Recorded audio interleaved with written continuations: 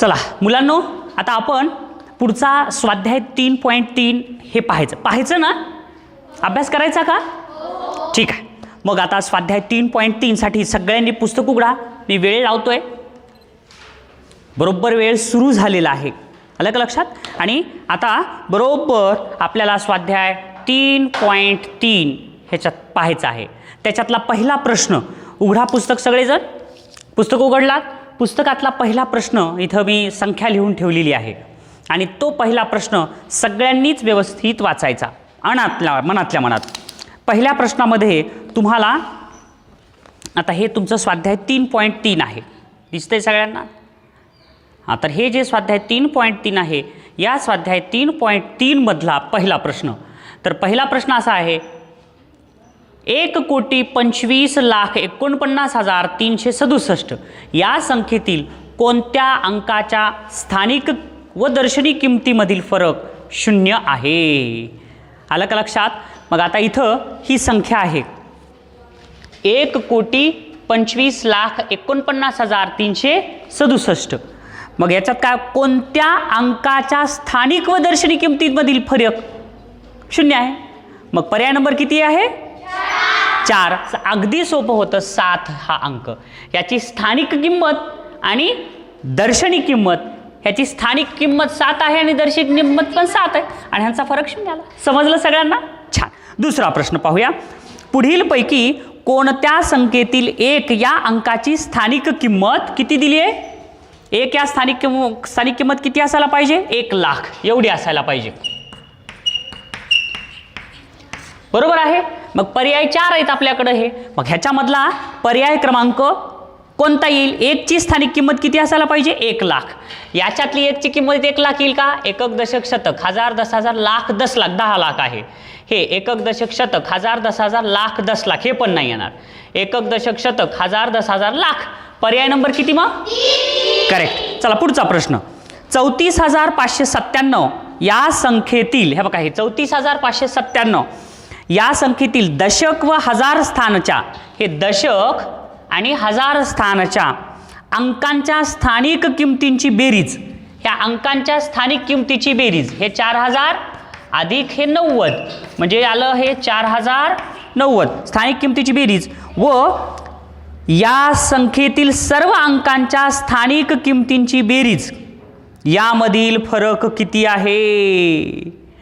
याची बेरीज केली आणि सर्व अंकांच्या स्थानिक किमतींची बेरीज, आलं का लक्षात? सर्व अंकांची स्थानिक किमतीची बेरीज किती आली रे? हीच आली. बरोबर आहे. आणि त्याची फरक काढायचा आहे. म्हणजे ह्या 34,597 मधून 4,090 जर वजा केले तर 7,05,03 30,507. पर्याय नंबर किती? आलं सगळ्यांना? छान. पुढचं 77 लक्ष, हे बघा रे, 77 लक्ष, ही 77 लक्ष 2,000, हे बघा, हे 2,509, हे 509. ही संख्या अंकात लिहिताना 77,20,000 77,20,509 अशी लिहिली तर उत्तर कितीनं चुकलं? मग आता ह्याच्यातून हे वजा करावं लागेल. म्हणजे 77,20,509 मधून 77,02,509 वजा केले, 0 0 0 10 मधून 2 गेले 8, इकडं हातचा 2 मधून 1 गेला 1, इथं 0 0 18,000 उत्तर चुकलं. पर्याय नंबर किती आलं? छान. पुढचा प्रश्न आहे आपला. हा, थांब बेटा थांब, एवढं झालं की सांगतो. हा, पुढचा प्रश्न, 5वा प्रश्न पाहूया आपण. इथं लिहिलाय मी, पुढीलपैकी कोणत्या संख्येत 9 या अंकाची स्थानिक किंमत 9 गुणिले किती दिले? एकक, दशक, शतक, हजार, 10,000, लाख, 10,00,000, कोटी. 9 गुणिले 1 कोटी बरोबर 9 कोटी. मग कोणत्या संख्येची किंमत 9 कोटी आहे? म्हणजे कोटीच्या स्थानावर एकक, दशक, शतक, हजार, 10,000, लाख, 10,00,000, कोटी, 10 कोटी. हे 10 कोटीवर यायले, हे नाही येणार. एकक, दशक, शतक, हजार, 10,000, लाख, 10,00,000, कोटी, 10 हजार, 10,000, लाख, 10,00,000, कोटी, 10 कोटी. 9 आपल्याला काय सांगितलं होतं? 9 हा अंक किती यायला पाहिजे त्याचं? एकक, दशक, शतक, हजार, 10,000, लाख, 10 लाख, कोटी. 9 कोटी यायला पाहिजे. मग आता 9 कोटी यायले का इथं?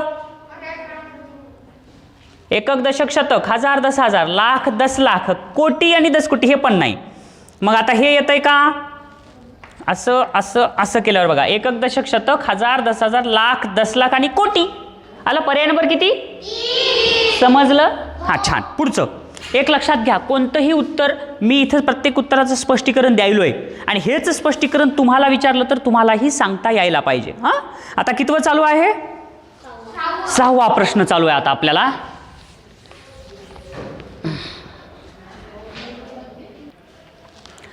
चला, 6वा प्रश्न. 6वा प्रश्न तर फार म्हणजे फार सोपा आहे बघा.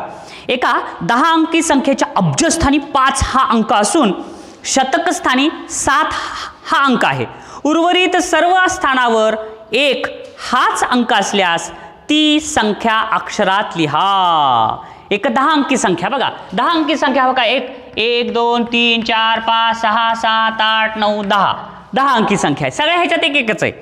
फक्त काय म्हणले? शतक स्थानी 7 अंक. एकक, दशक, शतक. शतक स्थानी किती? 7 अंक.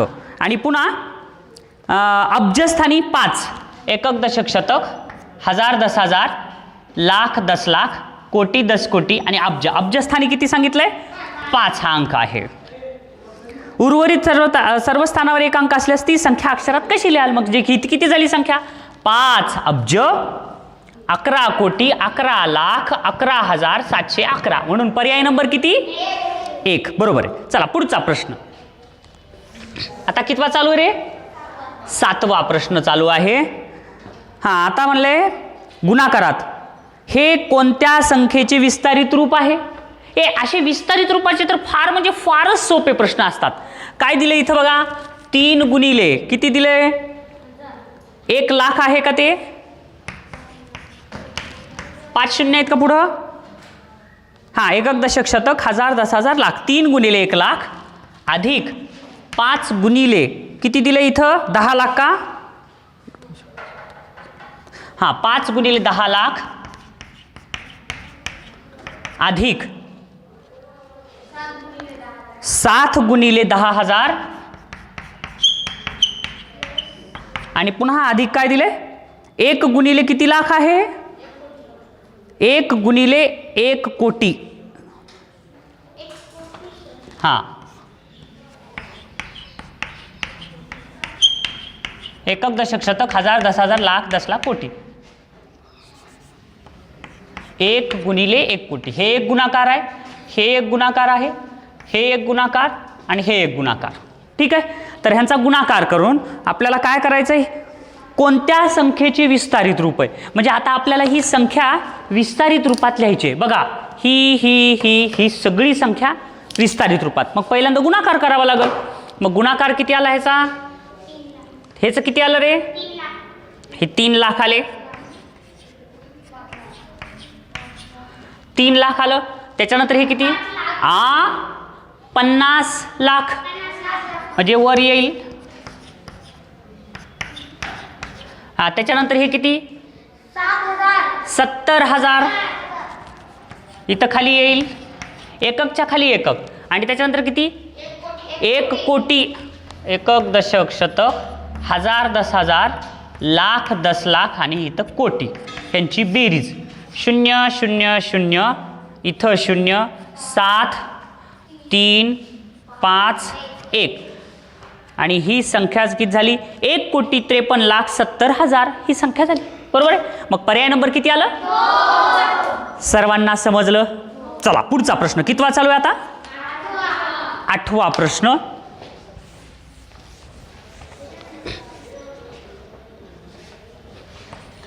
आठवा प्रश्न काय म्हणतंय? 2,000 रुपयाच्या 35 नोटा. या 2,000 रुपयाच्या किती नोटा? 35 नोटा. 500 रुपयाच्या 160 नोटा.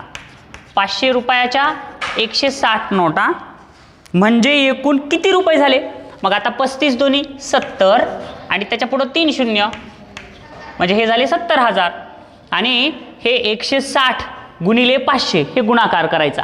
मग आता हे 500 गुणिले 160 हा जो गुणाकार केला, 160 न शून्याला गुणलं 0, 160 न ह्या शून्याला गुणलं 0, 160 गुणिले 15 केलं तर किती येईल? 16 पंचे 80 म्हणजे 800 आलं. म्हणजे हे गुणाकार किती आला? 80,000. आता ह्यांची काय करावी लागल? एकूण किती रुपये? मग बेरीज 0 0 0 0 आणि 15 किती आलं उत्तर? 1,15,000 म्हणजे 1,50,000 म्हणजे 1.5 लाख. पर्याय क्रमांक किती आलं? 2. सर्वांना समजलं? लक्षात आलं? छान. चला पुढचा कितवा प्रश्न चालू आता? आता 9वा प्रश्न चालू आहे.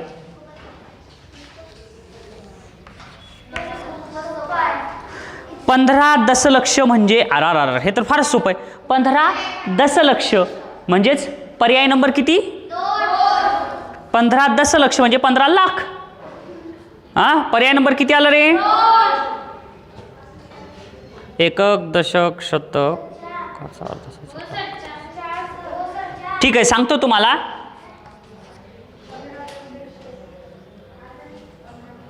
आता बघा, हे 15 लक्ष जर म्हणलं,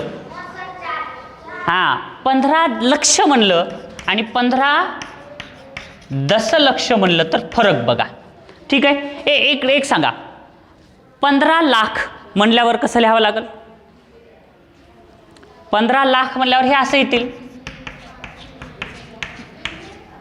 एकक दशक शतक हजार 10,000 लाख 10 लाख. एवढं समजलं?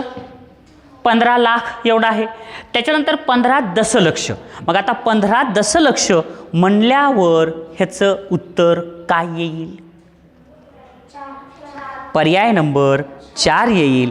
15च्या पुढं किती शून्य आहेत? 3 आणि 3 6.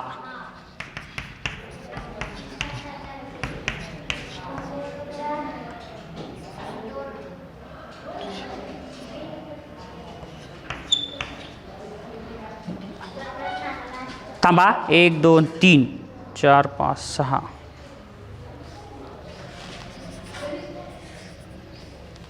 असं दिलंय का? चौथा पर्याय असा दिलाय? बघा आलं का? बघा, हे थोडंसं कन्फ्यूज करणार आहे. एकक दशक, हे बघा, हे एकक दशक शतक हजार 10,000 लाख आणि हे 15 हे दशलाखच आहेत. ठीक आहे, म्हणजे हे तिन्ही मिळून दशलक्ष आहेत. म्हणजे हे 15 दशलक्ष. आलं का लक्षात? तिथे शून्य आल्यामुळे 150 लक्ष झाले हे. ठीक आहे, ठीक आहे. म्हणून पर्याय नंबर त्याचं किती आलं? 4. आता शेवटचा प्रश्न चालू आहे का? बघा, शेवटचा प्रश्न 10वा काय आहे? 10वा, 1 कोटी या संख्येच्या लगतची मागची संख्या कोणती? 1 कोटी म्हणजे बघा, हे एकक दशक शतक हजार 10,000 लाख 10 लाख आणि कोटी. 1 कोटीच्या मागची संख्या कोणती आहे? मग 1 न मागची संख्या पर्याय नंबर किती? 2 येईल. म्हणजे कोणती होईल? 99,99,99,999. आलं? पर्याय नंबर किती आलं? 2. सर्वांना समजलं? एक लक्षात घ्या मुलांनो, एकदा वर्गामध्ये एका मुलाला प्रश्न विचारला की चाळणीतून तुला पाणी आणता येईल का? चाळणी असती ना, त्या चाळणीतून पाणी आणता येईल का? विद्यार्थी म्हणला नाही. विद्यार्थी म्हणला नाही. मग सर म्हणले नाही, हे शक्य आहे. मग सगळे मुलं म्हणले सर हे कसं शक्य आहे? चाळणीतून पाणी आणणं हे शक्य कसं आहे?